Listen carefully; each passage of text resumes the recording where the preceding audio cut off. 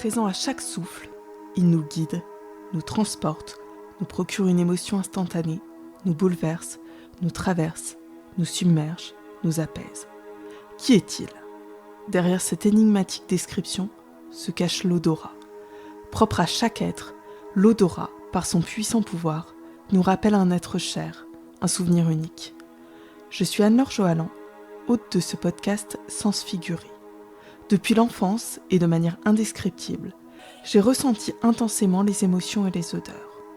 Mon histoire personnelle est mêlée d'images, mais aussi d'odeurs, me rappelant mes origines, des galettes de ma grand-mère le mercredi midi, à l'odeur rassurante du figuier les soirs d'été.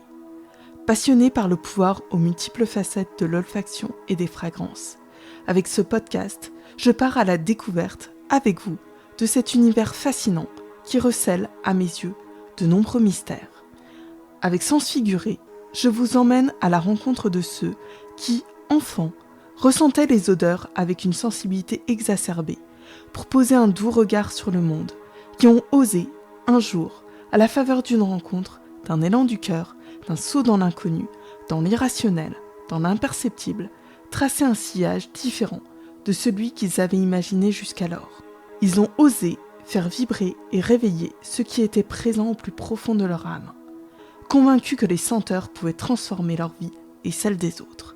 Avec Sens Figuré, je vous emmène avant tout à la rencontre de passionnés de parfums, de senteurs, de fragrances qui vous transporteront pour un voyage olfactif au cœur de vos émotions. Inspirez, sentez, ressentez et découvrez.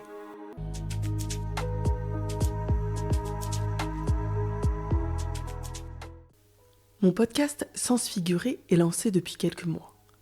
Vous l'écoutez depuis son lancement ou vous l'avez découvert plus récemment ? Vous aimez mon approche, mon écriture, mon style d'interview ? Vous aimeriez vous aussi lancer un podcast pour mettre en lumière votre activité ou votre entreprise, vos salariés ou encore vos clients ? Je peux vous accompagner afin de réaliser un podcast fidèle à votre image. Au-delà d'un simple enregistrement sonore, je veille à vous accompagner afin qu'il s'inscrive dans votre stratégie de communication. Je définis avec vous ses contours, vous conseille, afin que votre identité soit authentique et se grave dans les esprits de manière pérenne.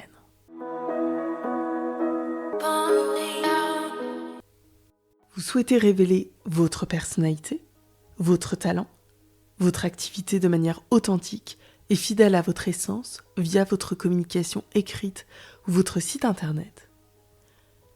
Grâce à mes formations finançables via votre OPCO et mes accompagnements personnalisés, je mets en lumière les détours de votre parcours, vos singularités, ces véritables diamants bruts que vous n'osez pas laisser scintiller et qui vous permettraient de vous révéler pleinement et d'attirer à vous les clients et opportunités que vous méritez. Ainsi, je vous propose des accompagnements personnalisés en fonction de vos besoins et des rêves que vous souhaitez atteindre.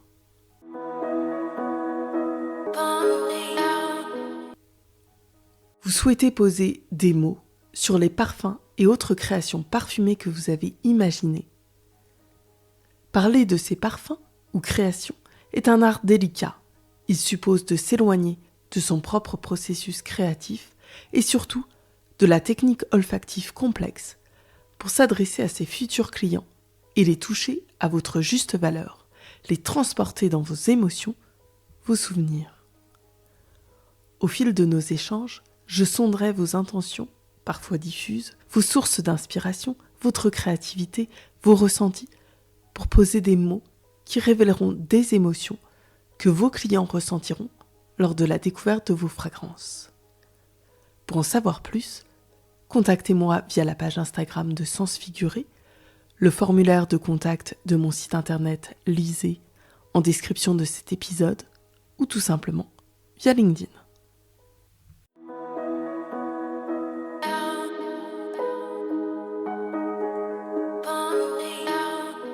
Pour ce nouvel épisode, j'ai invité à mon micro Camille, fondatrice de Camille Leguet Parfum.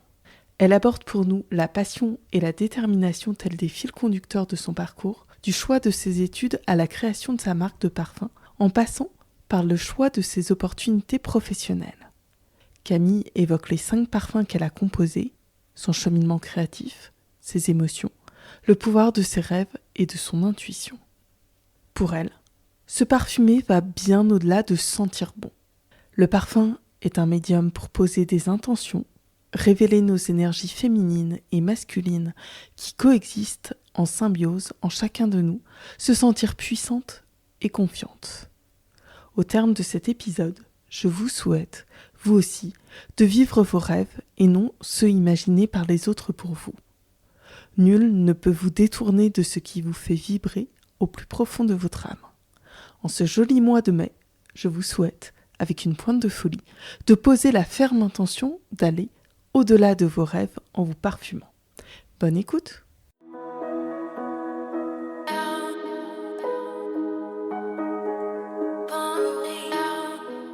Bonjour Camille. Bonjour Anne-Laure. Je te remercie sincèrement d'être la nouvelle invitée de mon podcast Sens Figuré. Alors, pour commencer, je vais te poser une question qui est un peu difficile. Je le sais, mais tu peux y répondre comme tu le souhaites. Quel est le parfum qui te caractérise et pourquoi ? Le parfum qui me caractérise, je dirais qu'il y en a plusieurs. Il y a eu un parfum où les gens, quand j'étais plus jeune, me disaient « mais ça c'est ton odeur, c'est toi, il n'y a que toi qui portes ce parfum ». Et c'était un parfum qui s'appelait Fleur de Fleur de Nina Ricci. Qui je crois n'est plus à la vente aujourd'hui. C'est un parfum ça a été mon premier parfum. Ça a été presque une initiation petite. Ma mère qui m'emmène dans une parfumerie à 15 ans et on choisit mon parfum.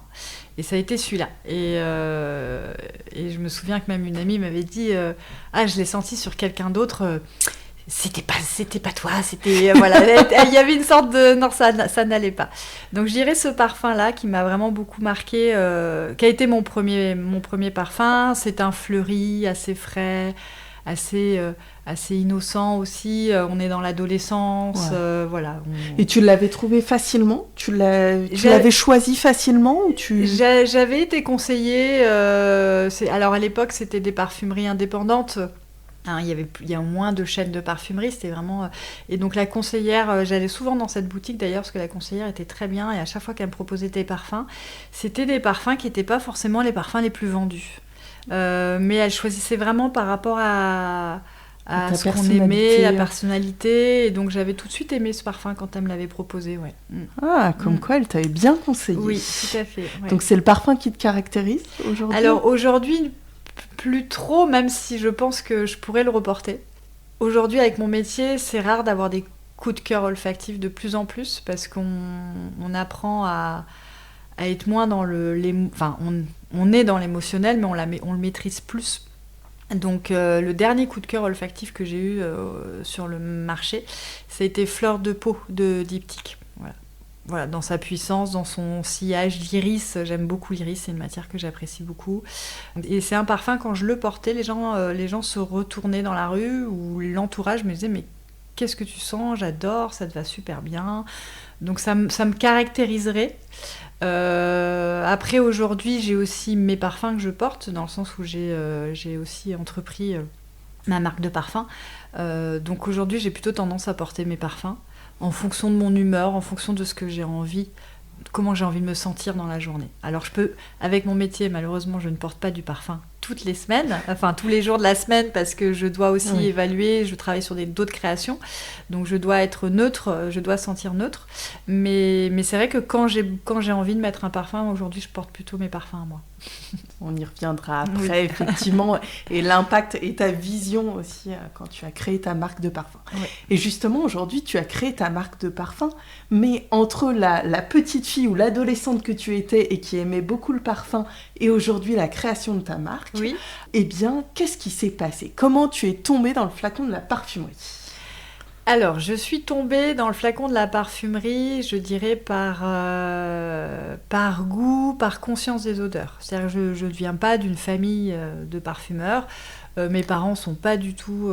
ma famille, personne dans ma famille ne vient de ce milieu-là.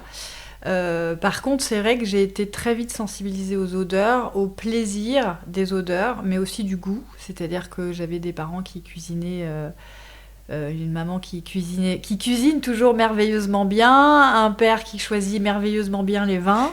Les accords mets et vins. Voilà, les accords mets et vins. Donc j'ai toujours binôme. grandi un petit peu dans ce... Ouais. Dans ce partage et cette envie de faire plaisir à travers le goût, aussi l'odorat. Donc ça, c'est quelque chose qui m'est venu assez... depuis toute petite, quoi. Je rentrais dans une pièce, je sentais, je disais... Du coup, je mémorisais énormément de parfums aussi. Les parfums que portaient... j'étais fascinée par les parfums que je reconnaissais, que portaient des amis de mes parents, par exemple. Parce que pareil, comme tu m'as posé la question quel est le parfum qui te définit, dans l'entourage de mes parents, il y avait des personnes, ils avaient vraiment un parfum qui les définissait et tu ne peux pas leur enlever ça, c'est leur parfum. Voilà. Ça fait partie de leur personnalité finalement. Ouais, exactement. Et donc, pour revenir à ta question, effectivement, je suis tombée dans le flacon, dans cette fascination de la femme aussi à travers le parfum. Je faisais des collections de publicités, j'adorais les publicités où on voyait ces femmes belles, enfin quand on est petite fille on a envie de ressembler toujours à des mannequins, ou voilà, il y avait ce côté un peu fascinant. Je collectionnais les flacons, les miniatures de flacons. Et un jour, c'est une voisine, une amie voisine de mes parents qui vient me voir en me disant « Mais Camille, j'ai remarqué que tu appréciais beaucoup les parfums, les odeurs. » Et elle m'a sorti un vieux fascicule de Lissipka qui datait des années 70 et qui m'a dit « Écoute, en fait, je pense que tu pourrais faire cette école pour te former à être parfumeur. » Et moi, là, j'ai découvert qu'il y avait un métier derrière tout ça. Oui, tu ne le savais pas. Je m'étais jamais posé la question. Moi, j'étais juste dans le plaisir de sentir, en fait, à cette époque-là. Et donc, j'ai découvert qu'un métier existait et que, en fait, je pouvais le faire. Et donc, ça a été comme une évidence, une révélation. Et je me suis orientée vers... je me suis dit, voilà, je sais ce que je veux faire. Et donc, je vais tout faire pour faire cette école. C'est très bien que tu aies eu cette révélation et que tu l'aies suivie et que c'est vraiment... Parce que parfois, on met du temps à trouver sa voie. Ouais. Et je trouve ça incroyable, finalement. Tu peux remercier cette personne qui t'a ouvert une porte que tu n'imaginais même pas, finalement. Oui, et puis j'ai eu la chance d'avoir des parents qui m'ont laissé aussi vivre cette passion. Parce que même eux-mêmes sont passionnés. Donc eux, c'est la biologie et les plantes. Mais ils ont fait de leur métier ils ont fait de leur passion un métier. Ouais. Et donc ça, c'est quelque chose qu'ils nous ont transmis. Et donc moi, ça n'a pas été la biologie et les plantes, mais ça a été les parfums. Et ils nous ont laissé, même s'il y avait quand même parfois un peu des inquiétudes, parce que c'est pas un métier facile, il n'y a pas beaucoup d'élus. Donc on me laissait penser... qu'est-ce que tu ferais si tu faisais pas ça ? Mais ils m'ont quand même laissé y accéder. Aller jusqu'au bout de tes rêves. Oui. Et aujourd'hui, ils sont très fiers. Ah, merci papa et merci maman. On reviendra justement après sur les rêves, puisque je sais qu'ils occupent une place dans ta vie. On en avait parlé un petit peu. Comment, entre ce fascicule de Lissipka et ensuite, tu as fait ensuite Lissipka, qu'est-ce qui s'est passé ? Alors, entre ce fascicule, j'ai appris qu'il fallait d'abord faire de la chimie. Oui. À l'époque, pour pouvoir intégrer Lissipka, il fallait avoir un diplôme de chimie. Donc, j'ai orienté toutes mes études pour faire des sciences et de la chimie. J'ai eu la chance en seconde, au moment où on doit décider si l'élève va partir en classe scientifique, littéraire ou économique. Mon niveau scientifique n'était pas assez bon, malgré le fait que mes parents soient des scientifiques. Mais ça n'est pas intégré. Voilà, il y avait un petit doute. Et en fait, j'ai eu la chance d'avoir un prof de physique-chimie qui a remarqué ma passion et qui a remarqué ma pertinence sur certaines choses pendant les cours. Et qui, au moment du conseil, a dit non, elle passe en première S. Voilà. Et il était écouté des autres. Et donc, j'ai eu ce premier professeur qui m'a permis d'accéder à des études scientifiques.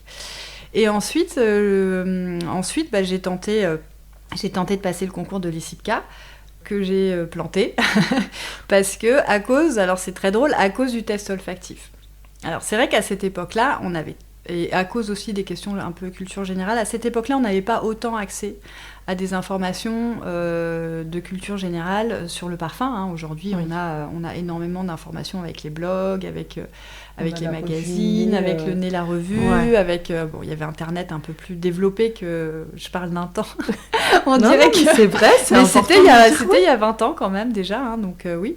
Tu as planté l'examen de l'ICIPCA. J'ai planté l'examen, le stress, le stress et le doute. À l'époque, même encore aujourd'hui, hein, ça fait partie des choses que j'essaye de travailler. On fait que j'ai planté l'examen olfactif et je me suis dit, en fait, je sais pas sentir. En vrai, c'était mon premier test vraiment olfactif. Oui. Donc ça m'a un peu perturbée. J'ai continué mes études de chimie, puis j'ai tenté de rentrer au Havre à cette même période. Et au Havre, j'étais sur liste d'attente par rapport à mon niveau de chimie. Comme je dis, j'étais toujours à la limite au niveau chimie. Et en fait, j'ai harcelé la directrice de l'école pendant tout l'été. Je l'appelais toutes les 2 semaines à savoir s'il y avait une place qui s'était libérée et est-ce que j'étais la première sur liste d'attente pour pouvoir avoir cette place. Et elle a été très patiente, hein, parce qu'elle... et donc, à la rentrée arrivant, j'ai continué mes études de chimie. À l'époque, j'habitais Marseille. Et en fait, j'ai eu un coup de fil de l'université du Havre, hein, qui était une formation aussi axée sur la chimie, sur la parfumerie, qui était sur l'analyse chimique en parfumerie. Et qui était une école, qui est toujours une école très réputée aussi pour pouvoir accéder à ces métiers-là. Et elle m'a appelée, elle m'a dit voilà, il y a une personne qui ne s'est pas présentée le jour de la rentrée, donc il y a une place de libre. Vous m'avez harcelé tout l'été, donc je sais que vous êtes capable d'être là dans 10 jours, et si vous n'êtes pas là dans 10 jours, je ne vous inscris pas. Et elle a ajouté aussi que je n'avais pas le niveau en chimie, mais que j'étais extrêmement motivée, donc qu'il allait falloir travailler. Et j'ai pris mes valises et je suis partie. En l'espace de 10 jours, j'ai quitté l'université de Marseille pour monter au Havre. Donc ça fait un petit peu comme dans Bienvenue chez les Ch'tis, même si c'est pas le pays des Ch'tis, mais le Havre. Mais il y a 1000 km qui nous séparent. Et ça a été une porte d'entrée en me disant voilà, ça y est, je vais y arriver, je vais persévérer. Ce qu'il faut, c'est beaucoup persévérer dans ce métier. Il y a beaucoup d'obstacles. Il n'y a pas beaucoup de place. Et on va souvent vous dire en fait, pourquoi tu fais pas ça plutôt que ça? Parce que ça, c'est plus facile, c'est plus accessible, il y a plus de métiers, il y a plus de place pour se faire par exemple de l'évaluation ou faire de l'analyse scientifique, etc. Et non, moi je suis assez têtue, je restais sur mon idée, je veux être parfumeur en fait, c'est vraiment ce qui m'habite, donc je ne peux pas faire autre chose. Je sais que je serais triste si je faisais autre chose. Et toi, tu as envie d'être heureuse? Oui, tout à fait. C'est très important. Oui.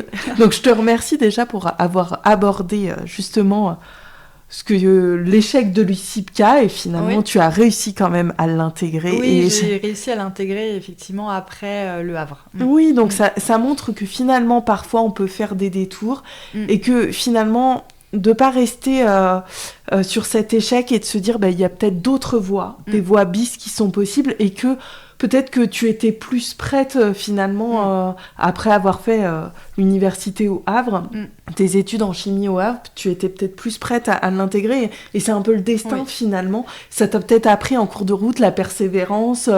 Aussi, c'est important d'apprendre les vertus de l'échec. Oui, tout à fait. De se dire finalement on arrive toujours à rebondir. C'est quelque chose qu'on nous éduque pas énormément en France là-dessus, alors que c'est un mindset très important par exemple aux États-Unis. En fait, l'échec n'est pas vécu comme un échec, c'est vécu comme un moyen de s'améliorer et de réussir. Exactement. Donc sur 10 tentatives, il y en a une qui réussit, mais il faut d'abord avoir vécu les 9 premiers obstacles et échecs pour pouvoir faire la 10e en réussite. Et ça, c'est quelque chose je trouve qu'effectivement, on nous inculque pas en France. C'est un échec, c'est une horreur. Et on pointe du doigt l'échec. Et c'est important. Enfin, c'est pour ça, moi, dans ce podcast, j'aime bien évoquer justement les essais, les gens qui sont allés jusqu'au bout de leurs rêves, et aussi de dire, derrière ce qu'on voit aujourd'hui, on évoquera après ta marque de parfum, tes créations, mais il y a aussi tout un parcours qui n'a pas forcément été linéaire, et moi j'aime bien justement ces détours-là. Et puis ça nous construit. Oui. Je pense que si j'étais pas passée par là et par les autres choses par lesquelles je suis passée avant, j'aurais peut-être pas créé ma marque de parfum. Ça nous construit. Donc, maintenant, tu dis merci finalement à cet échec. Et c'est très important. Et je te remercie sincèrement de l'avoir abordé. Donc, tu as fait l'ICIPCA. Oui. Et ensuite, qu'est-ce qui s'est passé? Tu es rentrée dans le monde du travail? Alors, je suis rentrée dans le monde du travail, même avec un diplôme qui est reconnu par l'industrie de la parfumerie. C'est pas forcément évident de trouver du travail. Donc effectivement, au début, on vous oriente plutôt vers l'évaluation, en vous disant ça va être plus facile de trouver du travail. Même mon entourage me disait faut que tu travailles, c'est plus facile, etc. Ils disaient non, moi je veux être parfumeur. Oui, mais il n'y a pas de place. Et je me suis dit, moi je préfère être assistante parfumeur plutôt que de faire de l'évaluation où en fait je dénigre absolument pas l'évaluation, c'est un très beau métier, mais je sais que par rapport à ma personnalité, ça ne m'aurait pas convenu. Et en fait, je me suis dit, si je pars dans ce métier-là, je ne vais pas pouvoir revenir en arrière et revenir sur mon métier que je veux faire, qui est parfumeur. Parce que, on va revenir... En France, on a tendance aussi à étiqueter, à catégoriser, et c'est très difficile de changer d'un poste à un autre. Une fois que tu... Voilà. Donc, je me suis dit, je préfère être assistante parfumeur, j'aurais peut-être plus de chance en côtoyant des parfumeurs, d'être formée en fait, parce qu'on a besoin de formation tout le temps, et donc j'ai travaillé 3 ans dans une grande société qui s'appelle Man. J'étais assistante parfumeur en fine fragrance, donc en parfumerie fine à Paris, et donc là je pesais des formules de mon parfumeur, j'avais un parfumeur attitré, et j'ai fait aussi pas mal de petites missions d'intérim où j'ai travaillé avec plusieurs sociétés en tant qu'assistante. Et ça m'a permis vraiment de consolider ma connaissance des matières premières. Comme j'étais en demande, je demandais en fait à faire le contrôle qualité des matières qui arrivaient. Souvent, c'est les responsables laboratoires qui font ça. Donc je demandais, ça me permettait de m'entraîner, de vérifier le contrôle des matières. Je travaillais un peu le soir, j'avais demandé l'autorisation. Est-ce que je peux travailler sur des formules le soir, après mon travail? On me disait oui. J'étais aussi proactive pour... j'attendais pas que ça me tombe du ciel. Je montrais que j'avais cette envie-là, peut-être un peu trop, parce que du coup, tout le monde savait là où je travaillais que je voulais être parfumeur. Mais je demandais des conseils aux parfumeurs. Parfois, certains nous faisaient intégrer dans des séances d'évaluation avec une amie aussi qui était assistante qui voulait être parfumeur. On intégrait leurs séances d'évaluation, ils nous faisaient sentir des parfums. Voilà, on essaye un peu comme ça de glaner des informations, de l'expérience. Et puis au bout de 3 ans, j'avais aussi une autre envie, c'était de partir vivre à l'étranger. Ça, c'est... En fait, étant petite, mes parents ont eu cette expérience, c'est-à-dire que je suis née en France, mais 6 mois après, on est parti vivre aux États-Unis pendant 1 an et demi. Donc j'ai aucun souvenir de ça. Tu ne t'en rappelles pas. Mais c'est ancré dans la famille, cette expérience d'expatriation, et j'avais envie de vivre ça. Et donc on m'a proposé un poste toujours chez Man, au Chili, à Santiago. D'accord. Et là j'ai travaillé pendant 1 an et demi. Donc là j'étais évaluatrice pour le coup, avec cet objectif d'être parfumeur plus tard. On m'avait dit tu seras d'abord évaluatrice, et après si on a besoin d'un parfumeur, tu seras le parfumeur de la filiale à Santiago.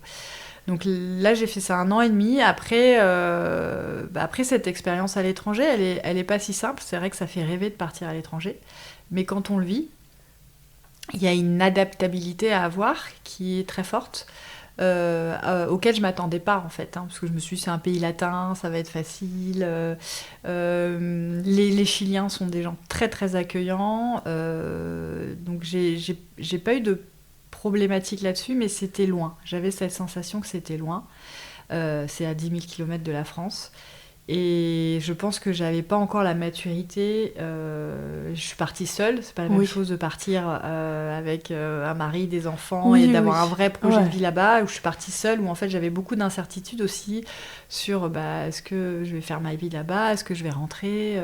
Donc en fait j'ai voulu rentrer de moi-même parce que je me sentais pas très bien en fait. Donc j'ai décidé pareil, j'ai pris un gros risque.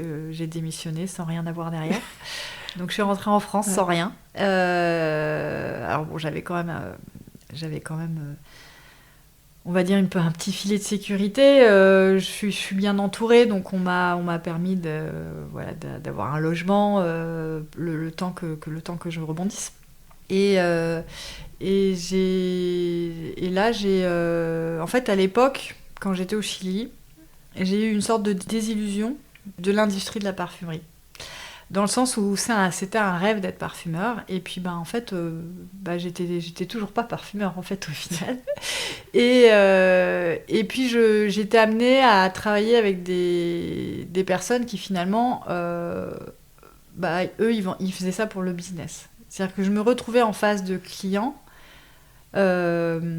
qui n'avaient pas forcément d'éducation olfactive, et qui faisait du business. Que ce soit du parfum ou autre chose, c'était la même chose. D'accord.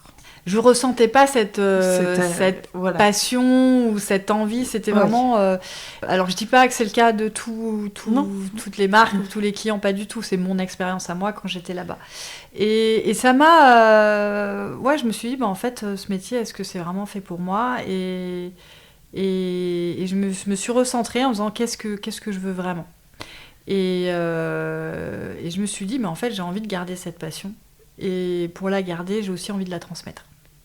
Et à cette époque, quand j'étais au Chili, j'avais contacté 5e Sens en demandant, je cherchais un travail, en demandant, je voudrais travailler en tant que formatrice.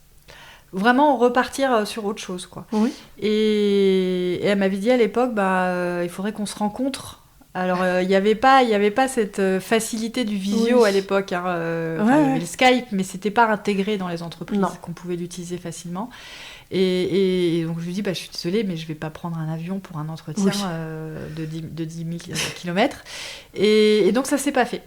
Et en fait, je me suis dit, je vais quand même rentrer. J'ai démissionné, j'ai pris ce risque-là, je suis rentrée. Et elle m'a appelée, elle m'a recontactée 6 mois plus tard en me disant, écoutez, j'ai encore une place qui s'est libérée, est-ce que vous êtes en France ? Je lui ai dit oui. On s'est rencontrés et ça a été le match. Et ça fait maintenant 13 ans que je travaille au sein de la maison 5e Sens en tant que formatrice et en tant que parfumeur. Donc en fait, j'ai développé toute ma création au sein de la maison 5e Sens au début.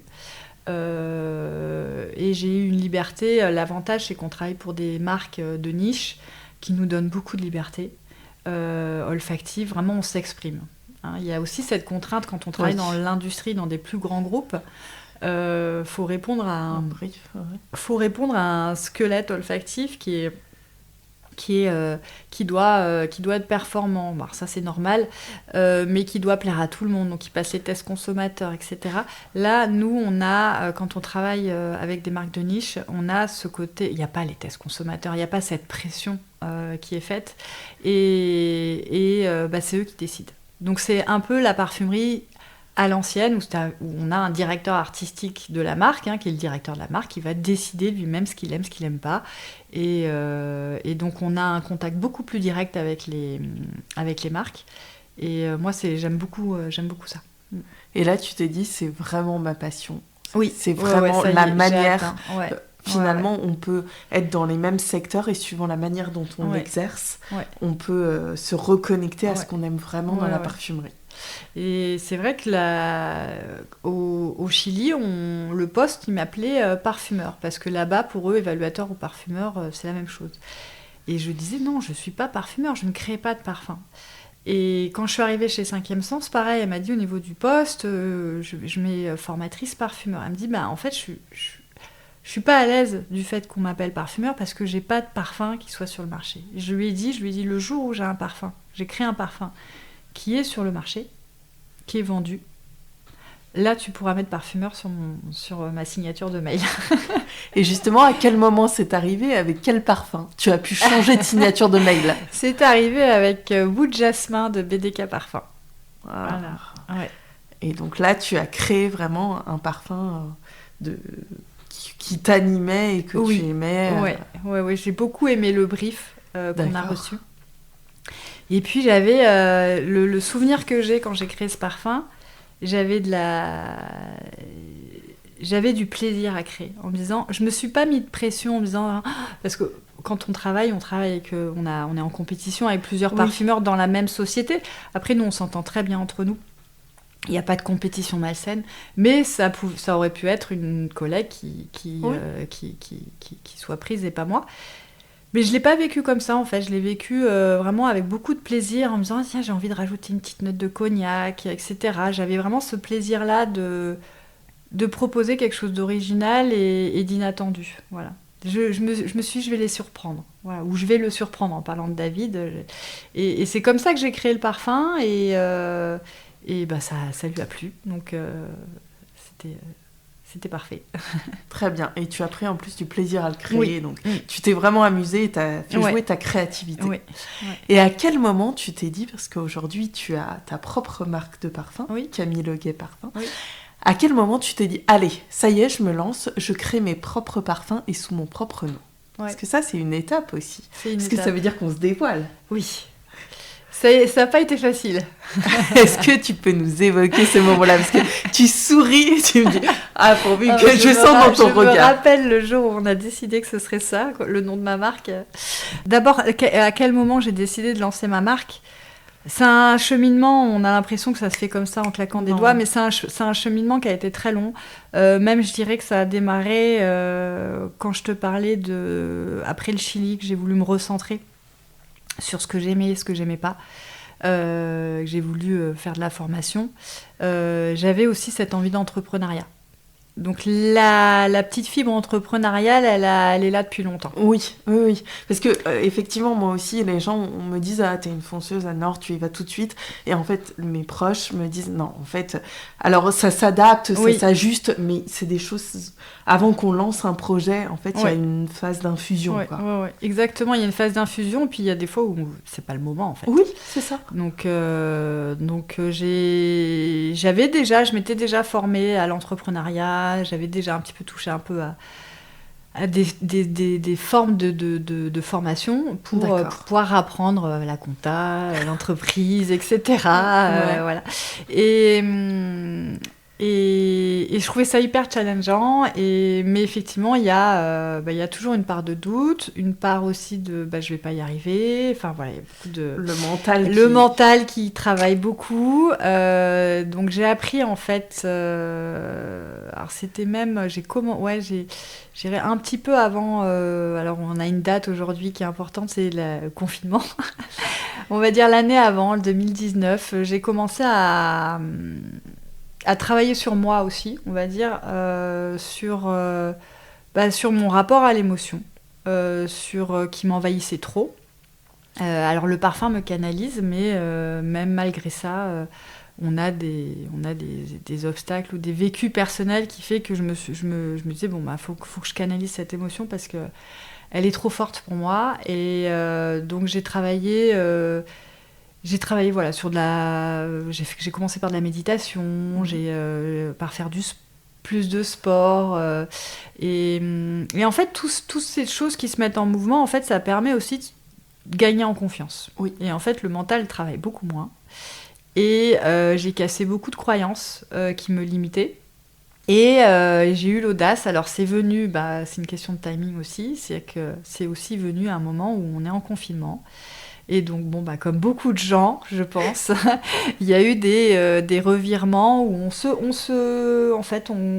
revoit sa vie, on revoit ses échecs, ses réussites, et puis on dit pourquoi pas moi, pourquoi j'y arriverai pas, pourquoi, etc. Donc j'avais complètement changé de mindset parce qu'on n'est plus dans la routine du travail. C'était un temps un peu suspendu. Oui, moi, c'est exactement. pendant ce temps-là que j'ai fait aussi un bilan de compétences. Et c'est un moment où on n'est plus, surtout nous, on vit à Paris ou en région parisienne, donc on peut avoir des sollicitations en permanence. Et là, c'était un moment justement. Moi, j'ai où, adoré. Moi aussi. Moi, j'ai beaucoup aimé. Aussi être face à moi-même, etc. J'ai trouvé que c'était très intéressant. Ouais. Et oui, tout à fait. Et donc, en fait, c'est venu là, en fait. Alors, il y avait des parfums que j'avais déjà commencé à créer, mais pas forcément dans cet objectif de les mettre dans une marque, dans ma marque. Je les avais créés en proactif, c'est-à-dire que c'est ce que je fais aussi au sein de 5e Sens, c'est que parfois on travaille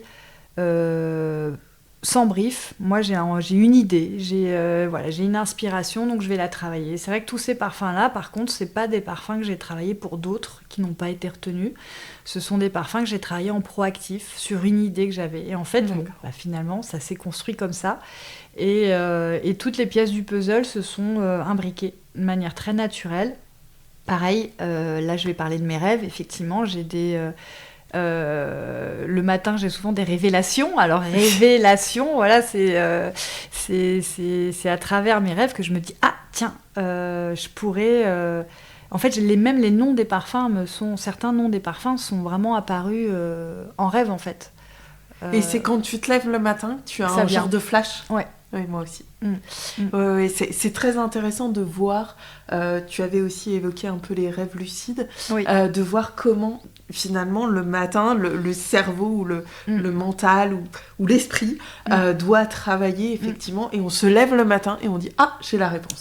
Et donc toi, le nom de tes parfums, c'est comme ça qu'ils sont apparus. Il y a des parfums, l'inspiration, elle est à la base. Alors, l'inspiration, par exemple, de l'arbre du monde, c'est toujours été cet arbre-là, cette odeur de canopée. Ça a été toujours l'inspiration. Mais à la base, j'ai eu envie de faire ce parfum par rapport à une chanson. Oui. Et en fait, au fur et à mesure que je travaillais ce parfum, en fait, et au fur et à mesure de mon développement personnel à côté, en fait, l'arbre de vie, je voulais l'appeler l'arbre de vie au début, mais c'était pas possible en termes de protection. Donc je l'ai appelé l'arbre du monde, mais cette idée-là, cette symbolique-là, elle est venue après. Au début, c'était une chanson, et puis après, c'est devenu un symbole. Mais ça montre que ça évolue aussi. Oui. Et donc aujourd'hui, tu as créé 5 parfums, oui. C'est ça. Et tu dis, j'ai la conviction que les parfums ont un pouvoir énergétique, une vibration qui nous accompagne dans notre quotidien. Oui. Et donc justement, comment tu as envisagé la création de tes 5 parfums que moi j'ai pu sentir à l'occasion du hors les murs de la Paris Perfume Week. Oui. C'est drôle que tu reprennes cette citation, enfin ce que je dis effectivement, parce que là je te parlais de chansons. C'est tellement évident quand on écoute un son ou quand on écoute une chanson quand on parle de vibration. Oui. C'est tellement évident pour les gens en fait, mais c'est la même chose pour les parfums pour moi. Oui. C'est-à-dire que pour les parfums, il y a quand je sens quelque chose, il y a une vibration, il y a quelque chose qui se passe en fait. Donc ça peut être fermé, ça peut être ouvert, ça peut être une couleur. Oui. C'est vrai que le parfumeur, il n'a pas forcément de vocabulaire à lui, donc il va aller chercher dans tous les autres domaines sensitifs.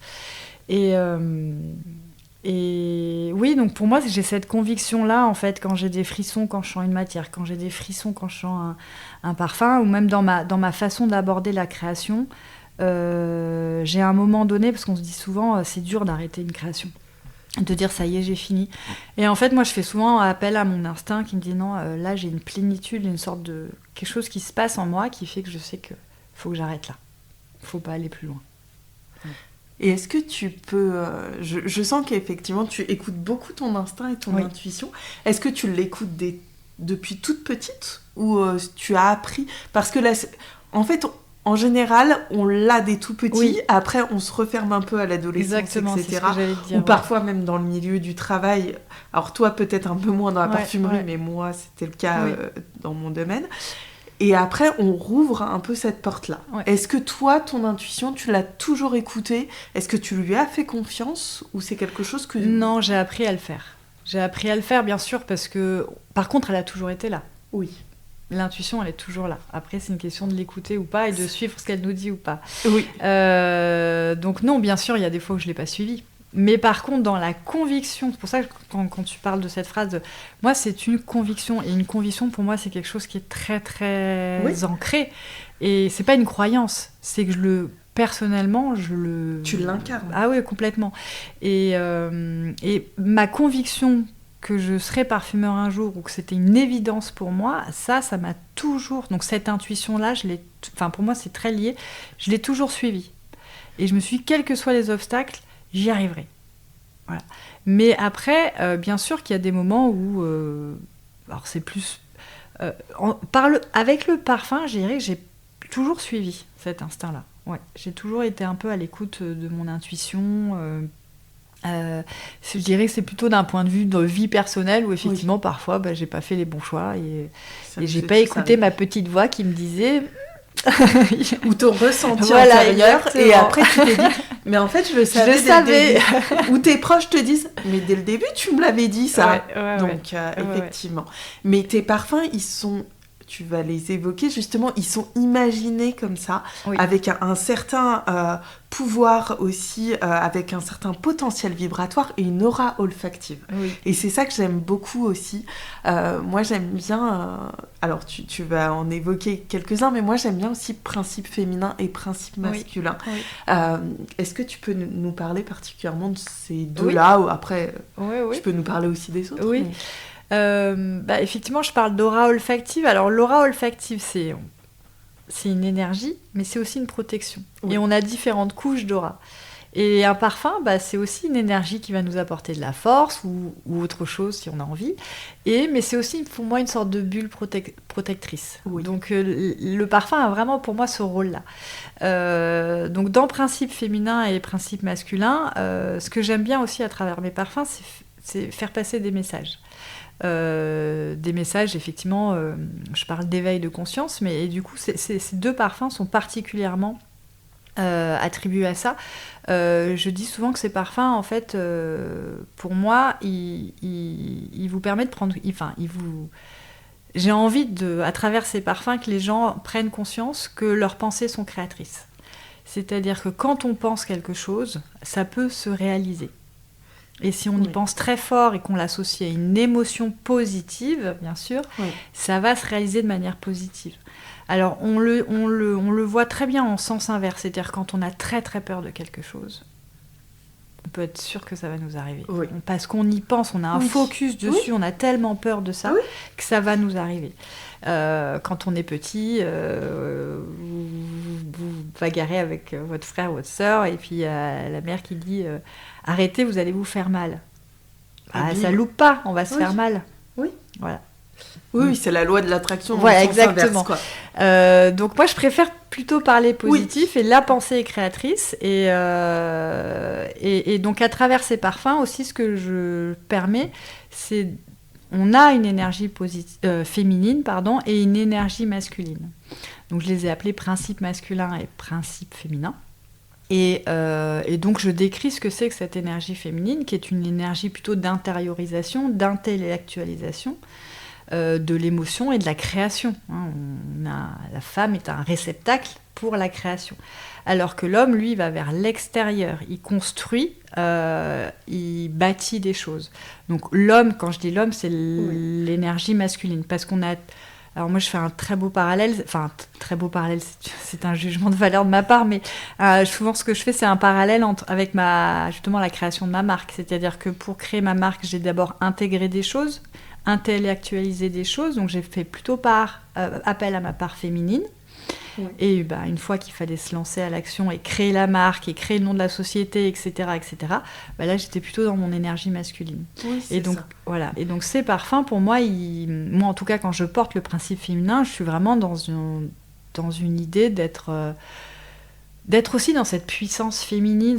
Il me donne beaucoup confiance, ce parfum. Il me donne la sensation d'être séduisante aussi, d'être belle. Après, pour chacun, ça va être différent, hein.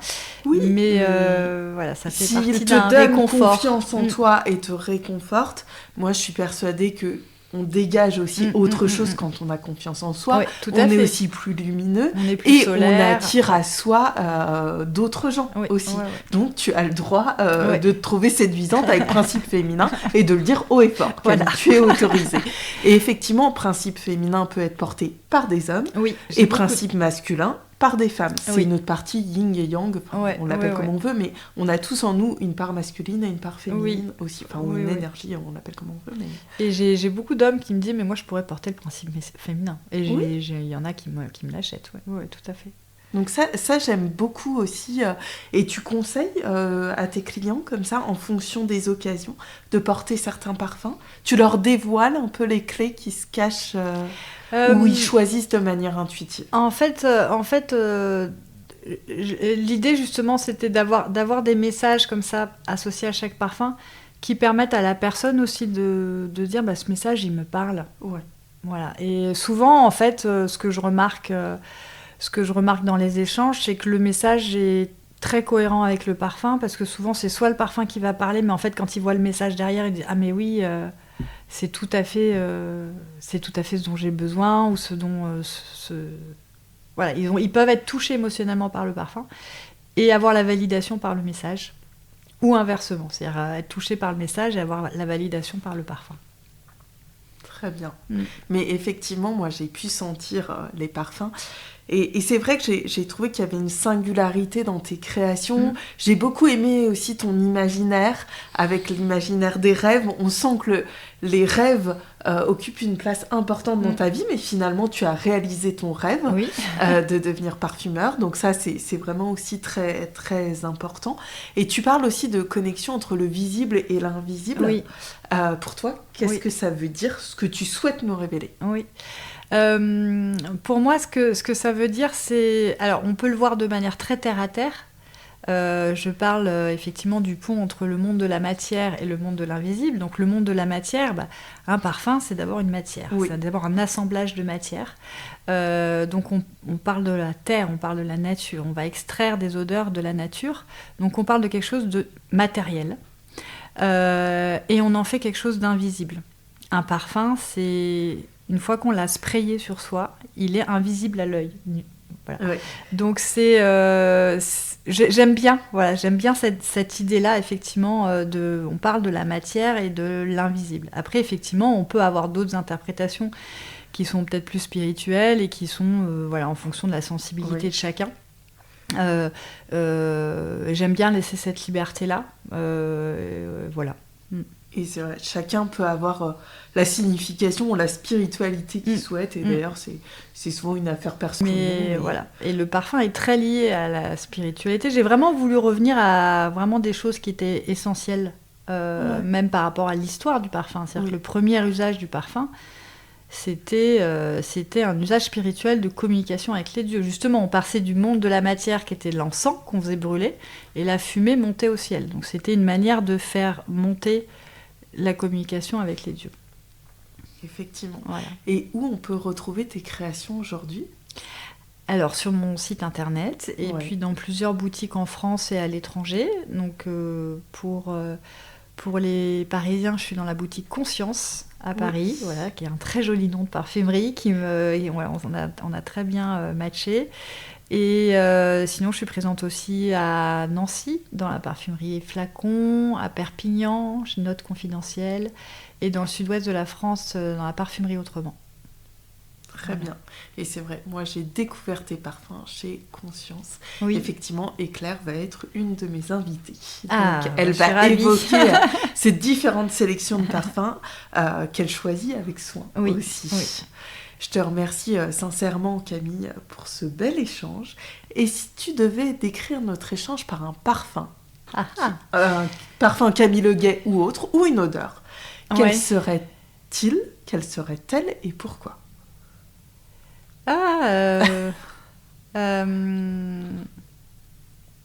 Principe féminin.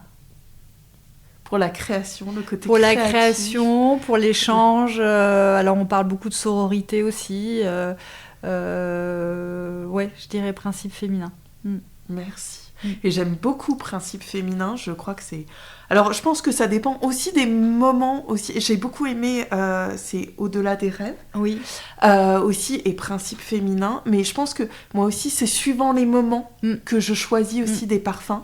Et Principe féminin, le jour où je l'avais senti chez Conscience Parfum, c'était un de mes parfums préférés. Ouais. Donc vraiment, je pense qu'effectivement, c'est un beau match. C'est une belle conclusion. C'est une belle conclusion.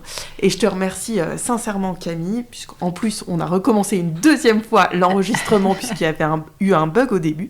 Et c'est important de le dire aussi, parce que parfois, eh bien, il y a des petits couacs et des choses qui ne se passent pas comme prévu. Oui. Donc je te remercie sincèrement, Camille, pour avoir recommencé cet enregistrement. Et merci également pour notre échange. C'est moi qui te remercie, Anne-Laure. Merci. Cet épisode vous a plu. Je vous remercie sincèrement de l'avoir écouté. N'hésitez pas à en parler autour de vous et à me laisser 5 étoiles et un avis sur votre plateforme d'écoute. Vous souhaitez en savoir plus sur l'invité de cet épisode ? Rendez-vous sur la page Instagram de Sens Figuré ou sur mon site internet Lisez, en lien en description de cet épisode. Ensemble, sentons pour que l'olfaction devienne la boussole puissante de nos intuitions sur les êtres que nous sommes et qui nous entourent.